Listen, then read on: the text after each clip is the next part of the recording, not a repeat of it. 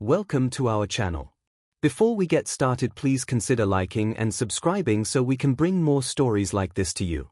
Albanian Rhapsody. The roar of the crowd hit Dua like a physical force as she took the stage. Tirana, home. The energy was electric, palpable in the humid night air. This wasn't just another concert. It was a homecoming, a celebration of heritage and shared identity. She launched into Don't Start Now, the bass thrumming through the very bones of the stadium, and the crowd exploded, singing along in a fervent chorus. Dua moved with a practiced grace, her voice soaring, her presence commanding. But beneath the surface of the pop icon, a nervous energy simmered. She spotted her parents and siblings in the VIP section, their faces beaming with pride, and a wave of affection washed over her, momentarily eclipsing the anxiety. They were why she did this, why she pushed herself, why she risked everything. Jason Statham, standing near the sound booth, surveyed the scene with narrowed eyes. He wasn't here for the music. He was here because a whisper, a rumor carried on the wind by an informant he trusted, had mentioned Victor Sokali's name in connection with Dua's tour. Sokali was a snake, a viper coiled in the shadows, and where he slithered, devastation followed. Jason scanned the crowd, his gaze lingering on the men in dark suits positioned strategically around the perimeter.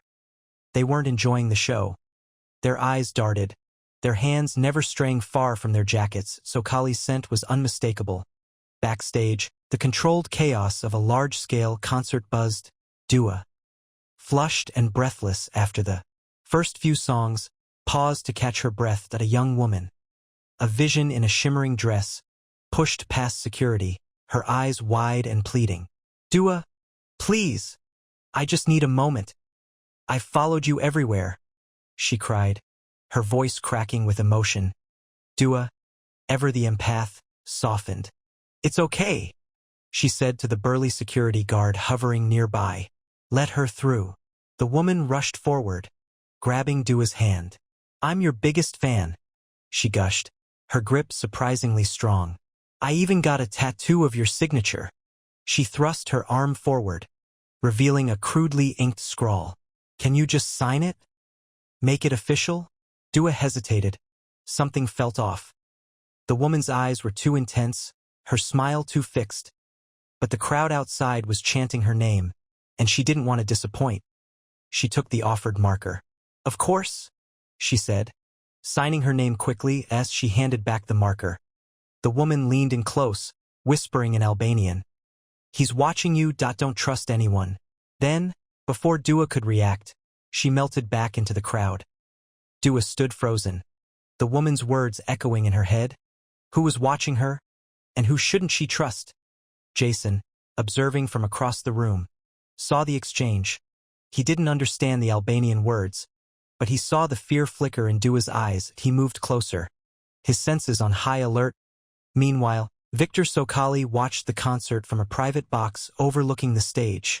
He tapped his fingers impatiently on the glass, his face a mask of barely concealed contempt. The music was noise, the adulation nauseating. He was here for a different reason, a business proposition, you might say. Though Dua wouldn't see it that way, he picked up his phone and barked an order in Albanian. Keep her contained, no mistakes. He ended the call and stared down at the stage, his eyes fixed on Dua.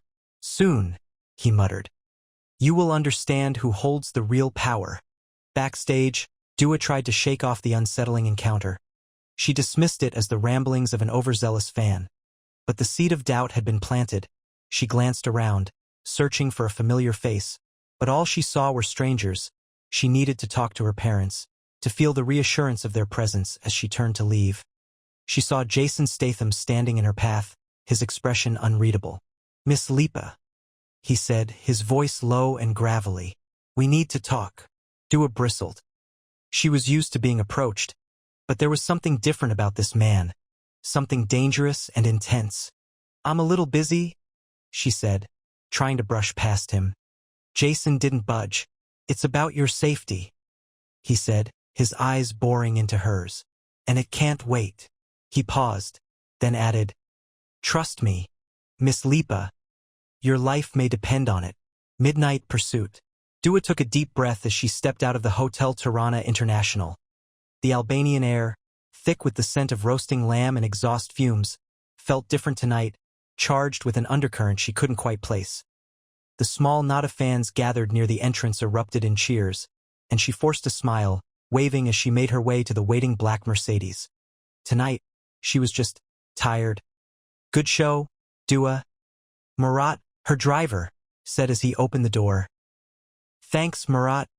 Just get me back to the hotel, yeah. I need sleep."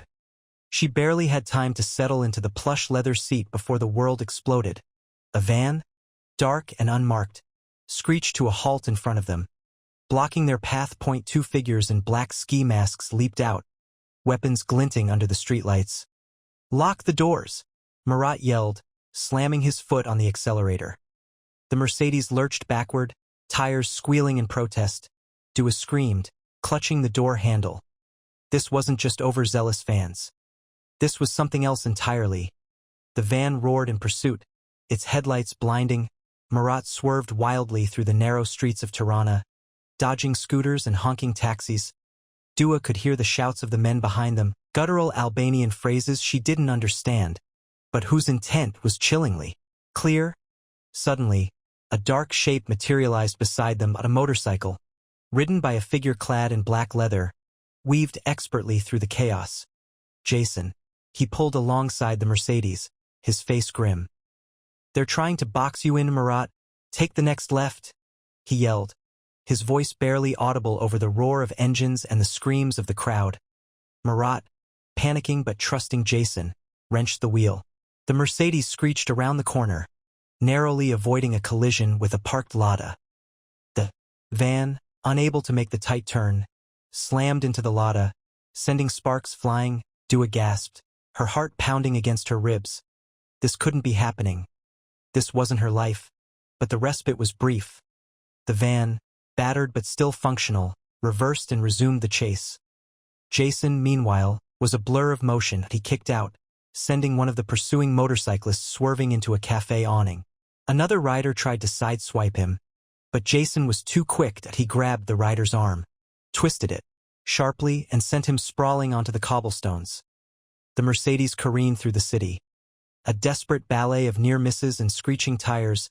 Dua felt sick, her stomach churning. She risked a glance back and saw Jason was now engaging the driver of the van, his motorcycle dancing just inches from the van's front bumper. He was deliberately goading him, forcing him to focus solely on him. Finally, as they approached a crowded intersection, Jason saw his chance. With a burst of speed, he veered away from the van, leaving it exposed. A city bus, oblivious to the chase, lumbered into the intersection. The van, unable to stop in time, slammed into the side of the bus with a deafening crash.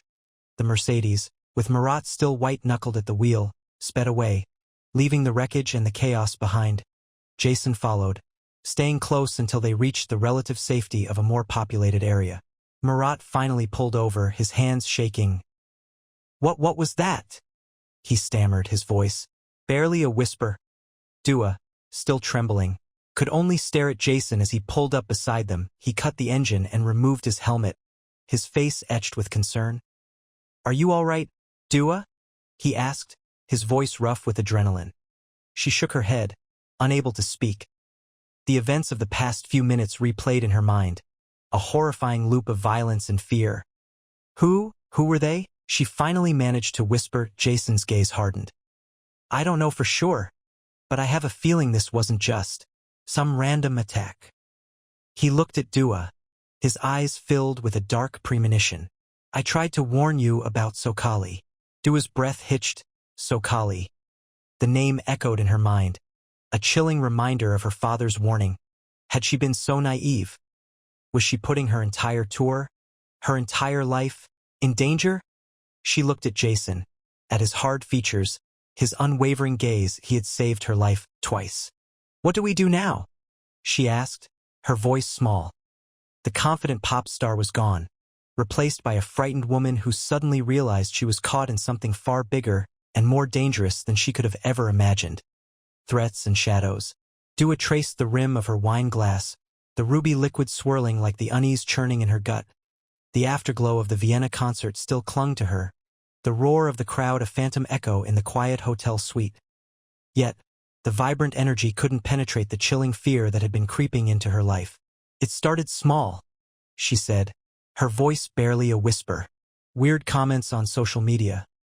Trolling, I guess. But then the emails started. Direct messages.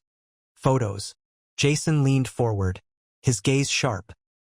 The relaxed posture he'd adopted after the show had vanished, replaced by the coiled alertness of a predator. Photos of what? She hesitated, her fingers tightening around the stem of the glass. "Of my family. Of my house in London. Things only someone watching me could know." The air thickened with unspoken dread. They said I should reconsider some upcoming performances. That my artistic choices were upsetting certain people. And that, if I didn't, things would happen. "Did you report this to the police?" Jason asked, his voice a low rumble. Dua shook her head, shame coloring her cheeks. "I didn't want to cause a fuss. My team thought it was just some crazed fans. They said to ignore it, that it would blow over. But it hasn't." She pulled out her phone, her hands trembling slightly, and showed him a recent message, a grainy photo of her younger sister, Rena, walking home from school. Underneath, the chilling words, "Accidents happen, especially when warnings are ignored." Jason's jaw tightened. This wasn't random trolling. This was calculated intimidation. "I'll look into this," he said, his voice flat, devoid of any emotion beyond focused intent. "Give me everything you've got. Emails, messages, screenshots. Everything."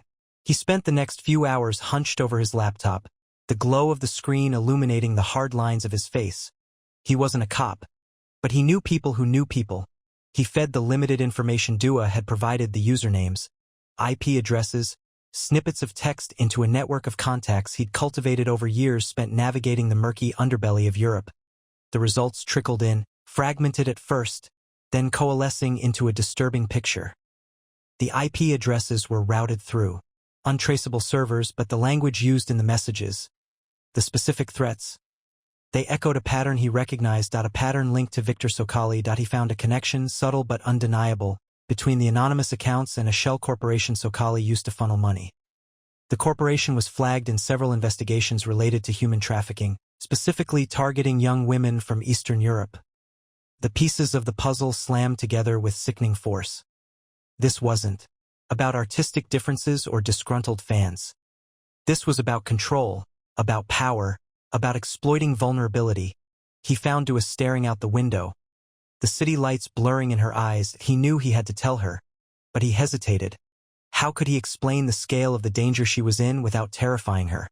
"Dua," he began, his voice gentle despite the grimness of his discovery. "I think I know who's behind this." He laid out the evidence, as carefully as he could, omitting the most graphic details of Sokali's operations. Her face paled as he spoke. The naive hope that it was all a misunderstanding drained away, leaving behind a raw, naked fear. "Victor? But why?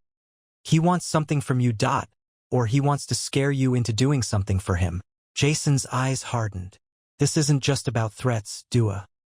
This is about power. And Sokali doesn't play by any rules." He stood and began to pace. "We need to get you somewhere safe. Somewhere he can't reach you." He thought for a moment, his mind racing. "The tour's done for now, right? We need to disappear." Dua nodded, the fight slowly returning to her eyes.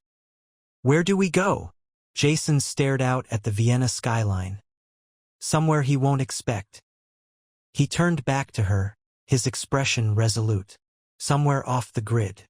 He thought of an isolated cabin in the Austrian Alps, a place a friend had once mentioned, a place that offered both seclusion and security. It was a long shot, but it was the best he could come up with on short notice. "We're going to the mountains." Safe house siege. The air in the safe house, a drab stone building overlooking a scrabble of olive groves, was thick with unspoken anxiety. Dua paced the worn Persian rug, her phone clutched in her hand like a lifeline. "They haven't called back yet," she said, her voice tight. "My parents, they promised they would call." Jason leaned against the window frame, his gaze fixed on the winding road below. The mountains, jagged and unforgiving, pressed close. Give them time, Dua. Phone lines in these areas aren't always reliable. He didn't sound convinced, and neither was she. He hadn't said it outright, but she knew Jason suspected Sokali had something to do with this. The thought made her stomach churn. He wouldn't, she whispered, more to herself than him. Victor wouldn't do this, he's been nothing but supportive. Jason pushed himself off the wall. Supportive until you refused his offer. Her face flushed. It wasn't an offer, Jason. It was a demand. And I said no. Suddenly, a sharp crack shattered the tense silence. A bullet ricocheted off the stone wall outside. Get down, Jason roared, shoving her behind a heavy oak table. The safe house erupted in chaos. Automatic gunfire ripped through the air, splintering wood and shattering glass. The olive grove, moments before a tranquil tableau, became a killing field. Victor. Dua breathed, her eyes wide with horror. The naive trust she had clung to evaporated in the acrid scent of gunpowder. Jason, already moving with practiced efficiency, dragged a heavy chest of drawers in front of the window. We need to move. This place is compromised. He grabbed a rifle from under the table, the weapon looking incongruously large in his hands. The back door was their only option. Jason kicked it open, revealing a steep, rocky path leading into the dense mountain forest. Go! I'll cover you. Dua hesitated, fear gripping her. The gunfire was deafening, the air thick with the smell of smoke and cordite. But seeing Jason's determined face, she knew she had to trust him. She scrambled out the door and onto the path, the rough stones tearing at her designer sneakers. The incline was brutal, each step a struggle, behind her. The relentless chatter of automatic weapons continued. Jason fired controlled bursts, buying them precious seconds. They pushed upwards, deeper into the labyrinthine mountains. The trees offered some cover, but the sounds of pursuit echoed close behind. Dua's lungs burned. Her legs screamed in protest, but she kept moving, driven by a primal urge to survive. After what felt like an eternity, Jason caught up, his face grim. They're relentless, we need to lose them in the trees. He grabbed her hand, pulling her off the path and into the thick undergrowth. Thorns tore at her skin, branches whipped at her face, but they pressed on, weaving through the dense foliage. The sounds of pursuit faded slightly, replaced by the rustling of leaves and the distant cries of birds. They found a small, rocky overhang and collapsed behind it. Gasping for breath, Dua looked back towards the safe house, a plume of smoke rising into the twilight sky. Her heart ached for her parents, for the life she had known, for the shattered illusion of Victor's friendship. They'll find us, won't they? She asked. Her voice barely a whisper. Jason's gaze was fixed on the surrounding mountains.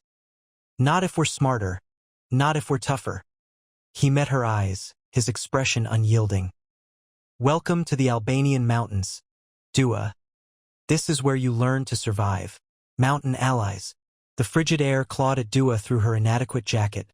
Each breath a stab of icy pain. Jason, practical as always, had cobbled together a lean-to from pine and branches. Offering scant protection from the alpine cold, she huddled, drawing her limbs tight. More chilling than the temperature was the fear, a hollow ache in her gut. Think they're still hunting us? She rasped, her voice fragile. She pictured Victor's men, ruthless and persistent, scouring the unforgiving landscape. Jason's gaze swept the dense woods surrounding their pathetic shelter. His eyes narrowed in constant assessment. He won't let it go. Victor can't abide loose ends. He squatted, feeding the fledgling fire with slivers of wood. Flickering light danced across his lined face. We need to move, gain altitude. Dua suppressed a groan. Higher meant harsher, but she knew the wisdom in his words. Stagnation was fatal. With a grimace, she pushed herself upright, her muscles screaming in protest. Each movement underscored her former life, a stark contrast to this brutal present. She was Dua Lipa, global icon, not a backwoods survivor. The irony stung, but a sharp crack echoed nearby. Jason instantly tensed, his hand instinctively reaching for the crude knife salvaged from an abandoned cabin. He gestured for Dua to remain behind him. A woman emerged from the tree-line. Her expression guarded and wary, tall and sinewy. Her eyes were the color of granite peaks. Two younger men flanked her, each armed with a well-used rifle. They seemed more like phantoms conjured by the forest itself. "Who are you?" Jason demanded, his voice a low growl. The woman raised a hand in a gesture of peace. "I am Alina Demiraj. We saw your signal. We know of you." Her English, though accented, was precise. "And we know of Victor Sokali." Dua stepped forward, drawn to the woman's unwavering gaze. "You do? What can you tell us?" A fragile spark of hope ignited within her. Alina scrutinized Dua for a long moment before answering. "His plan is to spirit you out of the country. To Russia. He has contacts waiting. They intend to confine you." The word struck Dua with physical force. Russia? Confinement? The implications were horrifying. She had dismissed Victor as simply zealous. A powerful fan indulging his obsession. Naive. How utterly naive she had been. "Why are you revealing this?" Jason pressed, his suspicion evident that he was slow to trust, and Dua was beginning to see the wisdom in his caution. "Victor is a plague on this land," Alina stated, her voice gaining an edge. "He corrupts everything he touches. He bleeds our people dry, dealing in illicit goods. We resist him." She indicated the two men at her back. "We are few but resolute, and we know these mountains intimately." She paused, her gaze finding Dua once more. "He dangled the promise of a school, a clinic before our village, in exchange for assistance. But his pledges are emptied. We will not participate in your capture." Alina revealed that Victor intended to smuggle Dua across the border under the pretense of a humanitarian aid convoy. He had greased palms and fabricated documentation. It was an elaborate scheme, meticulously crafted. "He wants to dictate my future," Dua questioned, struggling to absorb the gravity of the situation. "He wants to own me outright." "More than your future," Alina said, her tone grave. "He views you as a high-value commodity. A thing to be exploited for profit." A wave of sickness threatened to overwhelm Dua. The concert, the after-party, Victor's ever-present shadow. It all coalesced. She had been a mere piece on his chessboard from the start. Jason, his face a mask of resolve, nodded slowly. "We accept your offer.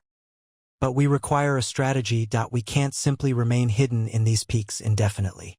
A rare, fleeting smile illuminated Alina's face, transforming her features. "We have a plan. It carries risk, but it's our only recourse." She gestured toward the higher slopes. "There is a forgotten trail, known only to a select FEW. It leads to a secluded settlement, loyal to our cause. They will help us secure your safety." As Dua followed Alina further into the mountain's embrace, she realized a fundamental shift had occurred. She was no longer just Dua Lipa, the celebrity. She was a hunted woman, a fugitive, forced to fight for her life. And she had found allies now, unexpected and staunchly loyal, standing as a shield against the encroaching darkness. The mountains, once a cage, might yet prove to be her sanctuary cargo of deceit. "He's using you, Dua. Your fame, your concerts. It's all a smokescreen." Alina's voice, tight with urgency, crackled through Jason's earpiece. He watched Dua on stage, a shimmering silhouette against the pulsating lights, her voice a powerful current that swept through the arena. Tonight, Pristina roared its approval. He wondered if she could even hear the venomous whispers that clung to the edges of her spotlight. Jason adjusted his tie, its silk suddenly feeling like a noose. He was backstage, ostensibly overseeing security, but his focus was razor-sharp on Alina's. Relayed intel that she'd risked everything to get close to Sokali's operation, working as a cleaner in one of his clubs. Now, the details were sickeningly clear. "Smokescreen for what?" Jason muttered, his eyes never leaving Dua. "Arms, mostly smaller shipments, easily disguised as stage equipment. He moves them between countries, using your tour routes. Tonight's concert. It's cover for a major exchange." Jason felt a cold dread settle in his stomach. He'd suspected Sokali was involved in more than just dodgy record deals. But this was a whole different league. He watched Dua launch into Don't Start Now. the crowd erupting in a frenzy. She seemed oblivious, lost in the music, her vulnerability masked by the confident persona she projected. "We need proof, Alina. Concrete proof. I have it. Delivery manifests, payment records that I'll get them to you, but I need extraction. Now." Sokali is getting suspicious. "Understood. Stay put. I'm sending a team." He disconnected the comm, his gaze hardening. He had to get Dua out of here, away from the immediate danger. But she wouldn't go willingly. She'd see it as an admission of weakness, a betrayal of her fans. He found her backstage after the encore, dripping with sweat and adrenaline, but radiant. "Another city conquered," she said, flashing him a tired smile. "You were incredible," Jason said, trying to keep his voice neutral. He wanted to bundle her into a car and drive her to the nearest safe house.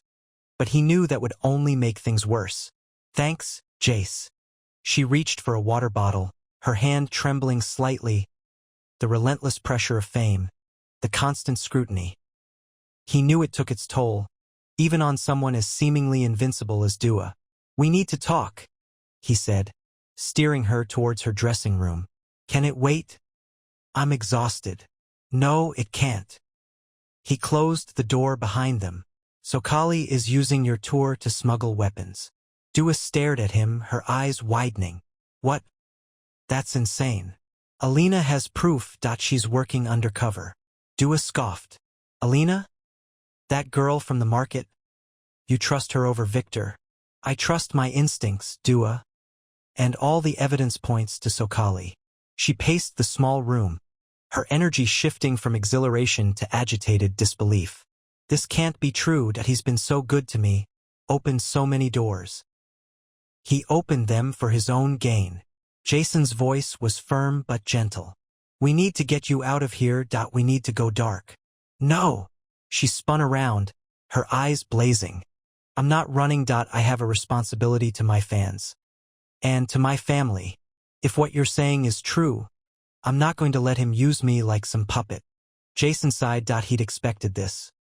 "All right. Then we take the fight to him."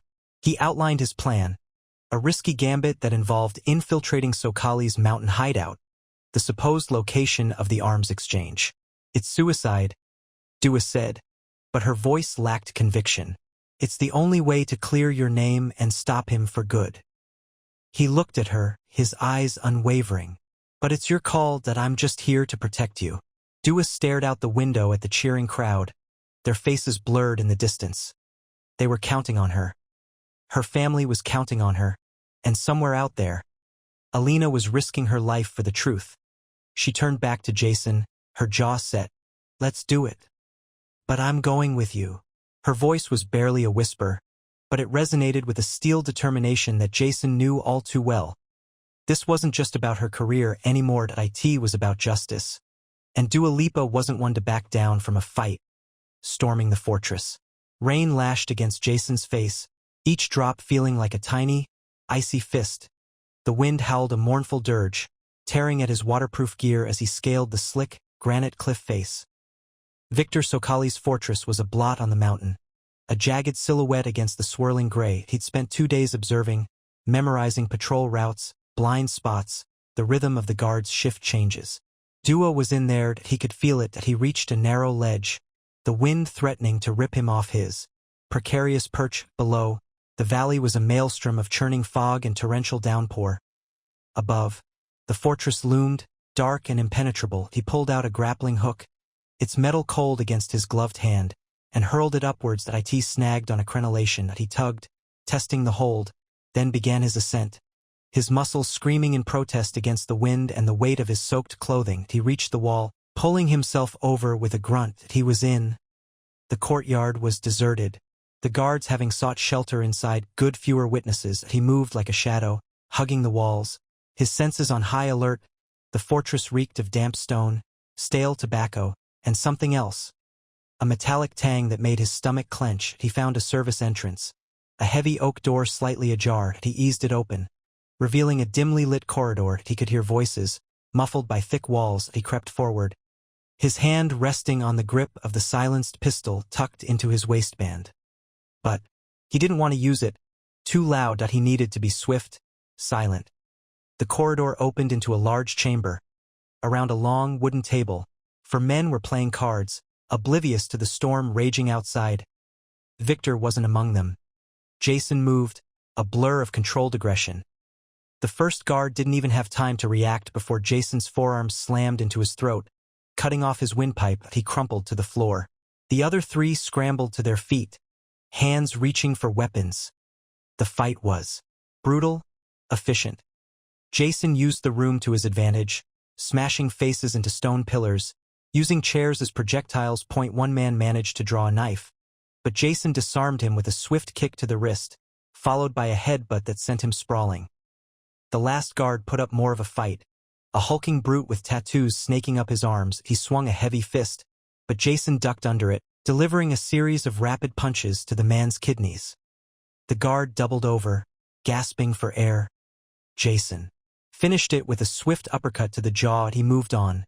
Following the sounds of music, a thumping bass line vibrated through the stone walls. He found a steel door, reinforced with heavy bolts. He pressed his ear against it. He could hear Dua's voice, singing. Relief washed over him, quickly replaced by a renewed sense of urgency. He kicked the door, the steel groaning under the impact. It didn't budge. He kicked again, harder, ignoring the pain shooting up his leg. On the third kick, the bolts gave way and the door crashed open. The room was a makeshift recording studio, soundproofed and cluttered with equipment.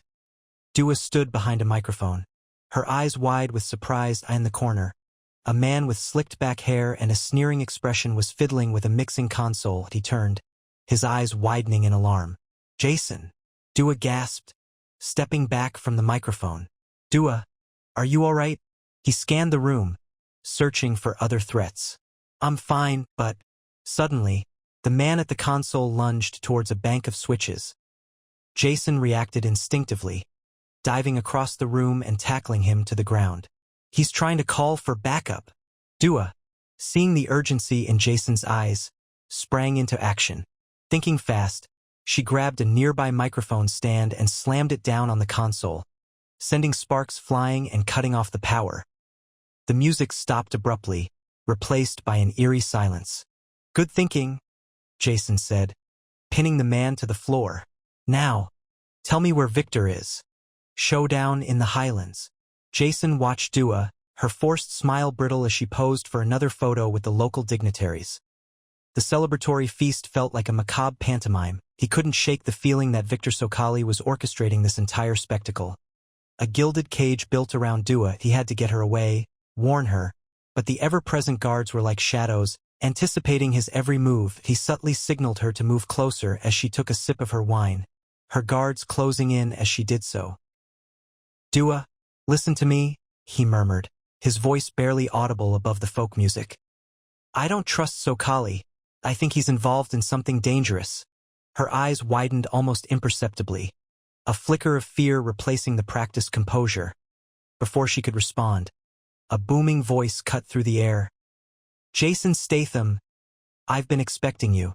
Victor Sokali emerged from the fortress, a sneer twisting his lips. He was flanked by heavily armed men, their faces grim. The music died down, the festive atmosphere evaporating like mist in the sun. "You've overstayed your welcome," Sokali continued, his voice laced with venom. "It's time for you to leave." "I'm not leaving without Dua," Jason retorted, his voice calm but resolute. He knew this confrontation was inevitable. He just hoped he could buy Dua enough time to escape. "She is under my protection now. You have no claim here." Sokali gestured dismissively. "Take him." The guards surged forward, but Jason was ready. He moved with a speed that belied his age, weaving through the attackers, landing blows with precision and power. Bodies crumpled to the ground. Groaning in pain, he needed to reach Sokali. Cut the head off the snake. Dua, seeing her opportunity, slipped away from the chaos, disappearing into the throng of terrified villagers. Jason fought his way through the remaining guards, his knuckles raw, his breath coming in ragged gasps. Sokali watched, cruel smile playing on his lips as the last of the guards fell. Sokali stepped forward, shedding his expensive suit jacket. Underneath, he wore a Kevlar vest. "You should have stayed away, Statham," he growled, cracking his knuckles. "This is my kingdom." The battle began. Sokali was a formidable opponent. His movements honed by years of brutality, he fought dirty, using every trick he knew, eye gouges, knee strikes, anything to gain an advantage. But Jason was relentless, his movements fueled by a righteous fury. He absorbed the blows, countering with brutal efficiency. They grappled, a tangle of limbs and sweat, their grunts echoing in the mountain air. Sokali landed a blow to Jason's ribs, sending a sharp pain searing through his chest. Jason staggered, but he refused to fall. He saw an opening and seized it, delivering a crushing blow to Sokali's jaw. The crime boss stumbled backward, dazed. Jason followed up with a flurry of punches, each one a hammer blow to Sokali's face. Finally, Sokali collapsed, his body limp on the ground. Jason stood over him, his chest heaving, his body aching. He had won. He turned his attention to the fortress. The remaining guards, seeing their leader defeated, were surrendering, throwing down their weapons. Jason kicked down the heavy wooden door and stormed inside. The sight that greeted him was sickening. Dozens of young women, huddled together in fear, their eyes wide with terror. He recognized the faces of some of the women who had worked as staff at the hotels he and Dua had stayed at. All of them were disheveled, their clothes torn. This wasn't protection. It was imprisonment. He quickly organized the villagers, telling them to untie the women and provide them with food and water. The women began to emerge from the fortress, blinking in the sunlight. Jason saw Dua standing at the edge of the crowd, her face etched with relief. The authorities arrived soon after, alerted by the villagers. The trafficking ring was exposed, the network of corruption laid bare. The nightmare, for these women, was finally over. Sokali, unconscious but alive, was dragged away. His reign of terror brought to an end. Echoes and encores. The roar slammed into Dua like a physical force, threatening to topple her before she'd even crossed the threshold onto the stage. A supernova of light bleached the world to white. Yet through the glare she discerned a sea of shimmering faces. Paris, a universe of tiny phone screens held high an age ago. It seemed, since she'd last basked in this incandescent adoration. She inhaled deeply, a cocktail of hairspray and simmering fervor stinging her nostrils. The overture throbbed to life, the initial notes of "Don't Start Now" reverberating through every bone in her body. More than just a performance. This felt like a renaissance, a shattering of the chrysalis. The opening verse was a visceral rush her muscles remembered, her body tracing the familiar choreography with practiced ease, her voice soaring, crystalline and resonant. But during the bridge, as the tempo eased, raw emotion crested within her. "Paris?" she began, her voice catching on the single word. "Thank you. For being here.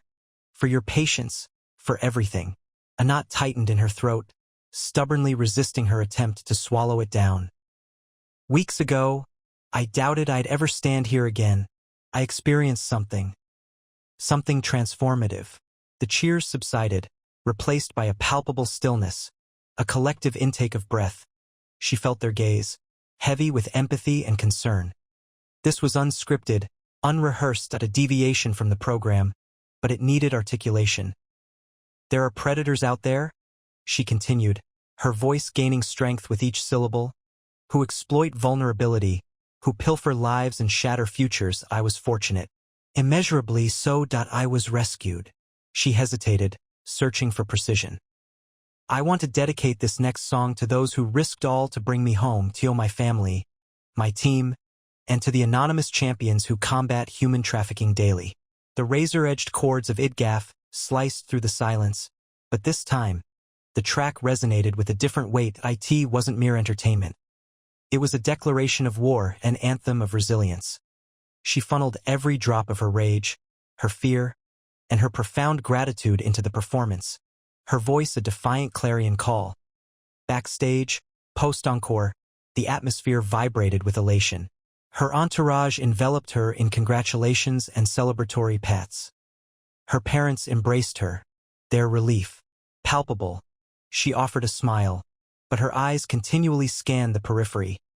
Jason had remained unseen since their arrival in Paris. He was a phantom, a silent sentinel glimpsed only from the corner of her eye. She knew he lingered, a subtle undercurrent in her life. But he was distant, detached, as if fading from existence. Later, when the throng had dispersed and the adrenaline ebbed, she discovered a note slipped beneath her door. Succinct, penned in a crisp, unfamiliar hand. Asterisk, thank you for the song. It's time for me to move on. J. Asterisk. She sank onto the edge of the bed, the missive crumpled in her fist. She hadn't genuinely expected him to stay, not long-term, but the finality pricked. He had salvaged her existence, only to melt back into the shadows, leaving behind a faint, lingering resonance. Her gaze swept around the lavish hotel suite. A gilded prison she had once yearned for. It felt different now, constricted, less alluring.